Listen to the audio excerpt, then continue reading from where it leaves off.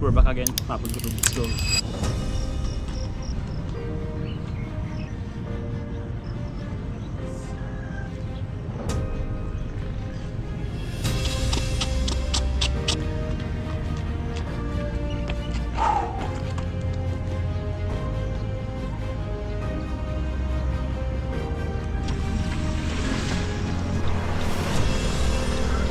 Running 5 to 10k a day in my comfort zone. Nakakatulong talaga siya para mag-circulate na maayos yung dugo. Bak na sure kung yung tamang term.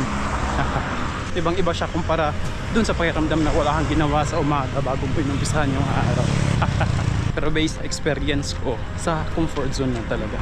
Pagtatakbo ako ng 5k to 10k na naka zone 3, zone 4, lambot ako maghapon. Pati yung utak ko parang ang sinesend niya na signal sa katawan ko is humiga ka, magpahinga ka, huwag ka magtrabaho. Unlike pagka ganito, para sa akin is comfort zone running. Sarap sa pakiramdam during takbo. Ang sarap din ang pakiramdam after ng takbo buong maghapon. Pati yung mga ideas dating sa trabaho talagang nagsipap-apan ba.